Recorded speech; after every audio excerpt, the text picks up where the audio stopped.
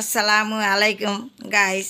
আজ দেখাচ্ছি জালি কুমড়া দিয়ে দুধ মুরব্বা। এখানে আমি জালি কুমড়া ছিলে ধুয়ে নিয়েছি, নিয়ে আমি এটা কাঁচা চামচের সাহায্যে কেচে নিচ্ছি। এখন আমের সিজন, এইভাবে আমও কেচে মুরব্বা দিবেন। এটা আমি জালি কুমড়া দিয়ে বানাচ্ছি, কেটে নিচ্ছি। কেচে আবার ছোট ছোট করে কেটে নিয়েছি। নিয়ে এটা আমি চিপে ভালো করে পানিতে দিয়ে দিচ্ছি, দিয়ে এটা আমি সিদ্ধ করে নিচ্ছি। ভালো করে এটা আমি সিদ্ধ করে নিচ্ছি। তা হাতে কাজ করবেন, মনে মনে বেশি বেশি করে দূরত করবেন, আপনার আমলনামা ভারী করবেন। ভালো করে বলক তুলে এটা আমি ভালোভাবে সিদ্ধ করে নিচ্ছি। নিয়ে এটা আমি চালনের সাহায্যে ঝরিয়ে নিচ্ছি।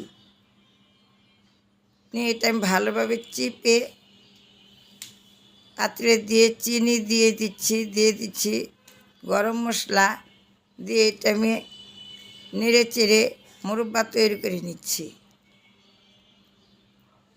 হালকা একটু লবণও দিয়েছি, আপনি মন চাইলে দিবেন, না চাইলে না দিবেন। অনেকে মিষ্টিতে লবণ খায় না, আমি খাই, আমি একটু দিয়েছি। গরম মশলা দিয়ে ভালোভাবে দুধ ঘন করে জাল করে নিচ্ছি।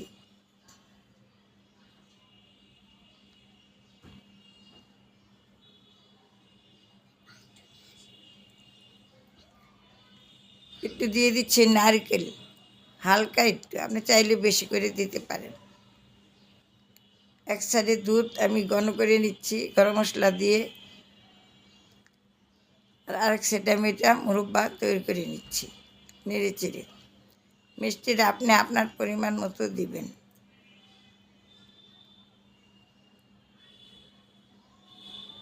এক সাইডে দুধ গরম করছি, আরেক সাইডে মুরব্বা তৈরি করছি। মুরব্বাটা হয়ে গেছে, এখন আমি দুধ ঘন হয়েছে, এগুলো আমি ঢেলে দিচ্ছি। দিয়ে এটা আমি ভালো করে আরও জাল করে একদম ঘন করে নিব। এখন আমের সিজন, আমার ইউটিউব চ্যানেলে দেখতে পাবেন মজার মজার আচার, আমের আচার, আমের মুরব্বা, আম দিয়ে অনেক কিছু তৈরি, পুডিং, খুব মজাদার আচার। দেখে নিন, অনুরোধ রইল। আমি যেইভাবে বানাচ্ছি আপনারা লক্ষ্য করে ভালোভাবে দেখে একবার হলো বাসায় এটা বানিয়ে খাবেন। এখন আমি পরিবেশন করে নিচ্ছি। নতুন হয়ে থাকলে সাবস্ক্রাইব করবেন, অনুরোধ রইল।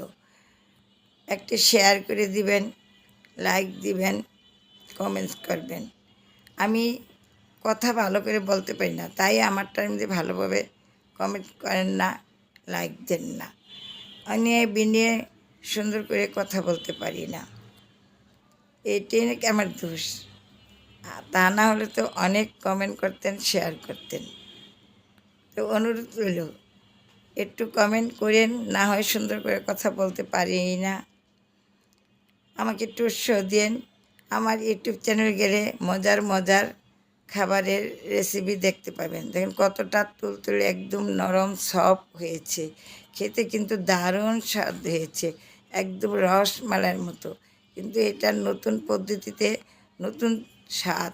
এটা আপনি মেহমানদারি করলে আপনার প্রশংসায় একদম বেড়ে যাবে। সবাই খালি সুনামই করতে চাইবে। এখানে তরমুজের চোকলা দিয়ে পাকোড়া, এটা আমি সামনের শুক্রবারে ছাড়বো, এটা আমি আজকে ছাড়ছি। তো বিদায় নিচ্ছি, আল্লাহ হাফেজ।